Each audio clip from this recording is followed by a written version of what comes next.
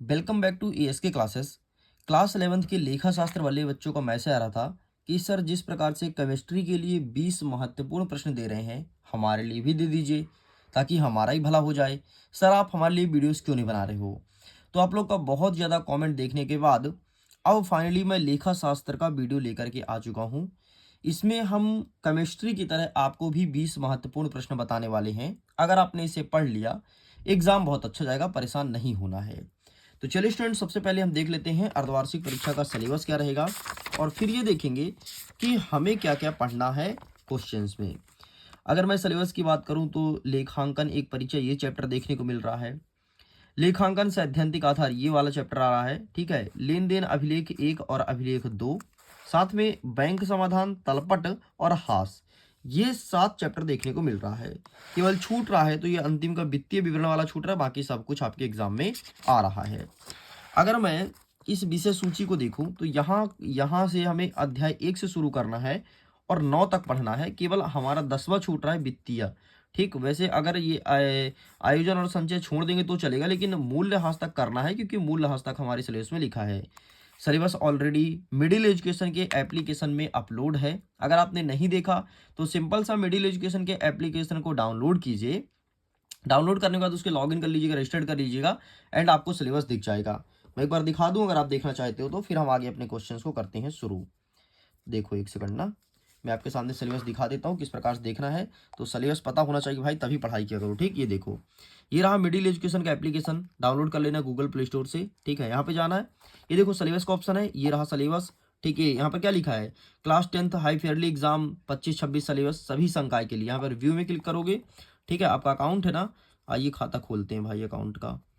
तो ये वाणिज्य रहा, स्क्रॉल डाउन, ये इतिहास, भूगोल, राजनीति शास्त्र, लेखांकन, ये देखो लेखांकन या लेखा शास्त्र। ठीक, ये पूरा सिलेबस है। इस प्रकार से सिलेबस देख लिया करो। जितने भी पढ़ाई का कंटेंट चाहिए सब मिल जाएगा तुम्हें एएसके क्लासेस में, मिडिल एजुकेशन में। ये दोनों चैनल मेरा खुद का ही है। ठीक है, लिंक है एक दूसरे से। ठीक, तो दोनों पे क्लास 9, 10th, 11th की बहुत अच्छी तैयारी कराई जाती है। अगर 9th और 10th में आपको कोई भाई बहन है तो मिडिल एजुकेशन उसे सजेस्ट करना। अगर कोई 11th में है या 12th में तो आप उसे बताना एएसके क्लासेस। चलो भाई आगे बढ़ते हैं। हम फटाफट अब बिना टाइम वेस्ट किए जल्दी जल्दी क्वेश्चन को देखते हैं कौन कौन से आ रहे हैं। जिन क्वेश्चन को बोलो अच्छे से पढ़ लेना वही क्वेश्चन आएगा। चलो, सबसे पहले थोड़ी मैं जूम करता हूं ताकि आपका नज़र टोटल ऑन स्क्रीन हो, चाहिए भटकाव ना हो नज़र में। ठीक है, यहाँ से स्टार्ट होता है लेखांकन। ठीक, तो हम सीधे जंप करते हैं 2 नंबर वाले क्वेश्चन में। सबसे पहले आपको यही पता होना चाहिए कि आखिरकार लेखांकन क्या है। ठीक है, तो ये वाला प्रश्न अच्छे से तैयार कर लेना। लेखांकन के 2 लाभ का वर्णन कीजिए, साथ में लेखांकन का सिद्धांत क्या है। बस इतना तुम्हें यहाँ से पढ़ना है। लेखांकन क्या है, लेखांकन के लाभ और सिद्धांत, इतना आप तैयार करेंगे। ठीक है, लेखांकन की कौन कौन सी शाखाएं हैं एक बार देख लेना, वित्तीय लेखांकन, प्रबंधीय और लागत, ये 1 नंबर का प्रश्न बनेगा, बाकी कोई प्रश्न नहीं बनेगा। ठीक, खत्म करते हैं, आगे बढ़ते हैं। नेक्स्ट यहाँ से कुछ नहीं बन रहा है क्वेश्चन, कोई क्वेश्चन नहीं बनेगा, चुपचाप आप इसे छोड़ते जाओ। ठीक है, हाँ, लेखांकन क्या है ये मैंने पहले भी टिक करा दिया ना शुरुआत में। लेखांकन क्या, इसे पढ़ ही लेना, ये तो आ ही रहा है लेखांकन क्या है। ठीक, बाकी यहाँ से कोई क्वेश्चन नहीं बन रहा, कोई खासम खास क्वेश्चन नहीं है। लेखा कर्म की विशेषताएं लिखिए, ये देख लेना। ठीक है, और यहाँ से तुम्हें क्या देखना है, व्यापारिक बट्टा क्या होता है, ये चीज़ प्रिपेयर कर लेना। ठीक है, व्यापार में जो बट्टा कटता है ना, तो वो व्यापारिक बट्टा क्या होता है ये पढ़ना है। चलो नेक्स्ट आपका क्वेश्चन तैयार करना है कि व्यापारिक बट्टा और नगद बट्टा में अंतर बताइए, ये अच्छे से तैयार करना है। ठीक है, लेखांकन से व्यापारी को क्या लाभ होता है, तो जैसे महत्वपूर्ण सूचना प्राप्त होता है, क्रय विक्रय में सहायता मिलता है और कर का निर्धारण करने में सहायता होता है। तो ये प्रश्न तैयार करना है। लेखांकन की कौन कौन सी कमियां हैं या सीमाएं हैं, तो जैसे व्यक्तिगत निर्णय से प्रभावित होती है और भावी अनुपात के लिए उपयुक्त होती है, ये चीज़ हमें तैयार करना है। ठीक है, तो ये क्वेश्चन तैयार कर लेंगे। चलो, इस प्रकार से हमारा अध्याय नंबर 1 होता है खत्म। लो, ज़्यादा नहीं, चार पाँच ही प्रश्न बताया हूँ, अगर उसे कर लिए तुम्हारा काम हो जाएगा अध्याय नंबर 1 से। आगे आते हैं अध्याय नंबर 2, क्या कह रहा है कि लेखांकन की मूलभूत मान्यता एवं सिद्धांत। आइए देखते हैं यहाँ से हमें कौन कौन सा क्वेश्चन करना है। ठीक है, तो यहाँ से कुछ मत करना। हाँ, हमें लेखांकन प्रमाप की आवश्यकता क्यों पड़ी, मतलब लेखांकन को हम मापन क्यों करते हैं, तो वित्तीय विवरण की विश्वसनीयता और प्रामाणिकता के लिए। ठीक है, वित्तीय हितों के संघर्ष को सुलझाने के लिए। तो ये दोनों टॉपिक याद रखना। ठीक है, इसका अंदर का डिटेल पढ़ लें तो ये क्वेश्चन हमें तैयार करना है। ठीक, बाकी यहाँ से कुछ नहीं आएगा। हाँ, एक और देखना है कि पूर्ण प्रकटीकरण का सिद्धांत क्या है। पूर्ण प्रकटीकरण का सिद्धांत क्या है, इसे पढ़ लीजिएगा पूरा का पूरा सिद्धांत, बाकी यहाँ से आगे बढ़िए। ठीक, लेखांकन के सिद्धांत की सीमाएं, ठीक है, ये देख लेना कि लेखांकन के सिद्धांत की कौन कौन सी कमियां हैं। सीमाएं मतलब कमियां होता है, ये देख लेना, बाकी यहाँ से कुछ नहीं है, सब छोड़ दो। हाँ, नेक्स्ट आपको तैयार करना है लेखांकन अवधि की मान्यता क्या है, ये अच्छे से तैयार करेंगे। मौद्रिक मापन की मान्यता क्या है, ये अच्छे से तैयार करेंगे। तो ये दोनों क्वेश्चन तुम्हें तैयार करना है, बाकी छोड़ दो, कुछ नहीं आ रहा है। ठीक है, तो नेक्स्ट क्वेश्चन तैयार करना है कि प्रामाणिकता से क्या आशय है, समझाइए। तो ये प्रश्न अच्छे से तैयार कर लेना। ठीक है, नेक्स्ट, लेखा मानकों से क्या आशय है। लेखा मानकों मतलब अकाउंटिंग स्टैंडर्ड्स से क्या आशय है, ये चीज़ हमें अच्छे से तैयार करना है। ठीक है, तो आप इसका भी फोटो क्लिक कर लो। ठीक, खत्म होता है यहाँ से, बाकी कुछ नहीं पढ़ना है। अब आ गया हमारा अध्याय नंबर 3, व्यावसायिक सौदे एवं दोहरा लेख प्रणाली। ठीक है, मैंने ज़्यादा नहीं बताया, अध्याय नंबर 2 में भी 7 से 8 प्रश्न आपको बताया है।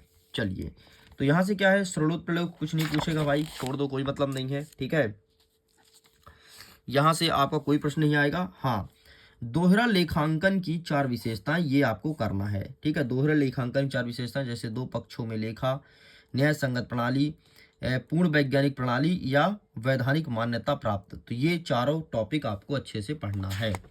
चलो आगे बढ़ते हैं। नेक्स्ट कहता है कि दोहरी लेखा प्रणाली से क्या आशय है, ये आशय पढ़ लेना। दोहरी लेखा प्रणाली से आशय क्या है। ठीक है, इसके बाद दोहरा लेखा प्रणाली के सिद्धांत समझाइए, तो ये सिद्धांत कर लेना। ठीक है, जैसे 2 पक्षों का प्रभाव, प्रत्येक खाते में 2 पक्ष, दोनों खातों में लेखा, विपरीत पक्षों में लेख, ये आपको पढ़ना है। ठीक है, दोहरी लेखा प्रणाली के तुम्हें गुण भी पढ़ना है, तो यहीं से प्रश्न बनेगा। मतलब कुल मिलाकर के इस पार्ट से आएगा दोहरा लेखा प्रणाली के लाभ बताओ, हानि बताओ, सिद्धांत बताओ, ये प्रश्न हमें तैयार करना है। आगे बढ़ते हैं। नेक्स्ट क्वेश्चन क्या देखना है, प्रमापक के प्रकार को समझाइए, ये देख लेना, प्रमापक के प्रकार को समझाइए। ठीक है, ये प्रश्न तो आपको तैयार करना है, बाकी कुछ नहीं करना, छोड़ दो। ठीक, आगे बढ़ते हैं नेक्स्ट क्वेश्चन की तरफ। और क्या कुछ हो सकता है, नहीं, कुछ नहीं है। हाँ, प्रमापक की 3 विशेषताएं बतानी है। ठीक है, और लेखांकन समीकरण के लाभ बताइए। लेखांकन समीकरण के कौन कौन से लाभ हो सकते हैं, ये चीज़ हमें हमारे एग्जाम में देखने को मिलेगा। कुछ गणितीय प्रश्न भी आएगा भाई। ठीक है, तो गणितीय प्रश्न भी आपको बता दिया जाएगा, परेशान मत हो। अभी तो यहाँ से कुछ नहीं पढ़ना है। ठीक, खत्म, यहाँ से भी कुछ नहीं पढ़ना है आपको, यहाँ से भी कुछ नहीं पढ़ना है आपको, यहाँ से भी कुछ नहीं पढ़ना है, यहाँ से भी कुछ नहीं पढ़ना है। ठीक है, अब आ गया हमारा दैनिक पंजी। आइए देखते हैं कि यहाँ से कौन कौन से क्वेश्चन बनेंगे। ज़्यादा क्वेश्चन को टिक नहीं कराना है, वही बताना है जो एग्जाम में आ रहा है। ठीक है, लेकिन इन क्वेश्चन को भी नहीं करके जाओगे तो फिर तुम्हारे लिए दिक्कत बन जाएगी। हाँ, नेक्स्ट देखना है तुम्हें नगद छूट क्या होता है। तो व्यवसायिक द्वारा अपने लेन देन को नियत तिथि से पूर्व भुगतान करने के लिए प्रेरित करने के लिए प्राप्त राशि में कुछ छूट दी जाती है, इसे नगद छूट कहते हैं। ये तुम्हें देखना है। व्यापारिक छूट क्या होता है, ये देखना है। तो ये दोनों अच्छे से तैयार करना है। ठीक, स्मरण पुस्तिका क्या होता है, वो जो दुकान में लिखते रहते हैं ना, एक ठो कागज में, इतना किसी ने उधार ले गया, इतना पैसा, वो तुम्हें ये याद करना है। नेक्स्ट हमारे एग्जाम में आएगा कि जनरल लिखने के क्या नियम होते हैं, या फिर जनरल के व्यवहारों के लेखा करने के नियम बताइए। तो ये एग्जाम में देखने को मिलेगा। ठीक, बाकी यहाँ से कोई प्रश्न नहीं आएगा। खाते का वर्गीकरण कुछ नहीं पूछेगा, छोड़ दो। ठीक है, नेक्स्ट आ गया हमारे बड़े वाले प्रश्न, जैसे मिश्रित प्रविष्टि का एक व्यवहार लिखो। ठीक है, ये एक व्यवहार लिखा है, तो ये तुम्हारे एग्जाम में देखने को मिलेगा। चलिए जी, आगे बढ़ें। नेक्स्ट हमें देखना है कि नकल बही रखने के 5 उद्देश्य लिखो। तो नकल बही रखने के 5 उद्देश्य, तो ये रहा तुम्हारे सामने, प्लीज आप इसका फोटो क्लिक कर लो। एंड ये रहा जनरल के किन्हीं 5 लाभ को समझाइए, तो ये आप इसका भी फोटो क्लिक कर लो। ठीक है, तो ये रहा तुम्हारे सामने। चलो आगे बढ़ते हैं नेक्स्ट क्वेश्चन की तरफ। नेक्स्ट यहाँ से कुछ भी नहीं आएगा। ठीक है, यहाँ से भी कोई क्वेश्चन नहीं बन रहा है। ठीक, एक क्वेश्चन ऐसे बनेगा यार। ठीक है, उसको देख लेना है आप, गणितीय प्रश्न देख लेना। गणितीय प्रश्न को ज़्यादा मैं टिक नहीं कराऊंगा, जैसे ही वाला क्वेश्चन बन सकता है, लेन देन जनरल प्रविष्टियाँ कीजिए। ठीक, तो ये वाला क्वेश्चन भी देख सकते हो। ठीक है, देखो 2022 में भी पूछा था ये वाला 23 में पूछा था, तो यहाँ से भी एक ऐसे गणितीय प्रश्न बनेगा। तो इस चैप्टर से गणितीय प्रश्न देख लीजिएगा। चलो आगे बढ़ते हैं। नेक्स्ट, सहायक बहिया क्या है, इसको देखते हैं। सहायक बहिया यहाँ से कौन कौन से बन सकते हैं, तो यहाँ से ज़्यादातर छोटे छोटे क्वेश्चन बनेंगे, ध्यान से देखना। सबसे पहले सहायक बहियों से आप क्या समझते हैं, अच्छे से तैयार कर लेना। क्रय बही के सौदे कौन कौन से नहीं लिखे जाते हैं, तो ये देखना है। सहायक बही का नाम कौन कौन सा, जैसे रोकड़ बही, क्रय वापसी बही, विक्रय वापसी और प्रमुख जनरल, ये देखना है। रोकड़ बही की विशेषताएं देखना है। ठीक, मेरे कहने का मतलब ये है, इस चैप्टर से रोकड़ बही, क्रय बही, विक्रय बही ये 3 बिंदु है जहां से क्वेश्चन बनेगा।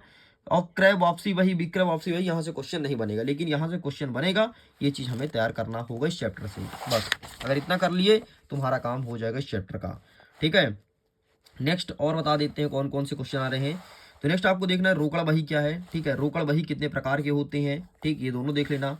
आंतरिक वापसी और बाह्य वापसी में अंतर बताइए, ये प्रश्न तैयार करना है। और विक्रय बही, मैंने पहले बोला था क्रय विक्रय से मैं क्वेश्चन बताऊंगा और आएगा भी, कल के पेपर में आप देख लीजिएगा। ठीक, बाकी यहाँ से छोड़ दो, कुछ भी नहीं आ रहा है। हाँ, खुदरा रोकड़ बही क्या है, केवल देख लेना क्या है, क्या है केवल देख लेना, ज़्यादा इंपॉर्टेंट नहीं है ना, तो ज़्यादा आपके एग्जाम में आएगा। बस क्या है एक बार तुम पढ़ के चले आना, बस एक नज़र। ठीक, समय है, तुम पढ़ सकते हो भी। बाकी यहाँ से क्या कुछ आ रहा है, ये बाकी छोड़ दो, कुछ नहीं आ रहा है। हाँ, रोकड़ बही और रोकड़ खाता में अंतर क्या है, तो अंतर देख लो। ज़्यादातर बही पूछेगा, खाता नहीं पूछेगा, तो बही एक बार देख लो। चलो नेक्स्ट आगे बढ़ते हैं। फुटकर रोकड़ बही के 5 लाभ बताओ, तो 5 नहीं, आपको 3 लाभ याद करना है। कितने? 3। ठीक है, फुटकर रोकड़ बही के 3 लाभ, ये देखो, जैसे लेखा करने की सुविधा, और भुगतान में सरलता, पूर्ण नियंत्रण। ठीक है, तो ये तुम्हें देखना है। आगे नेक्स्ट हमारे एग्जाम में देखने को मिलेगा कि रोकड़ बही में प्रति प्रविष्टि क्या है, तो ये हमें तैयार करना है। ठीक है, रोकड़ बही के लाभ, लाभ का केवल पॉइंट पॉइंट याद कर लो, जैसे रोकड़ व्यवहारों का लेख है। नेक्स्ट क्या कहता है कि हस्त रोकड़ का ज्ञान। ठीक है, रोकड़ी लेन देन के स्थान पर, तो ये तुम्हें टॉपिक याद रखना है। ठीक है, केवल पॉइंट पॉइंट याद रखना, बाकी कुछ नहीं आएगा। ठीक, सहायक बही का लाभ कौन कौन सा, तो ये लाभ देख लेना, सहायक बही के, रोकड़ बही के सहायक बही के लाभ। बाकी यहाँ से छोड़ दो, कुछ भी नहीं आ रहा है।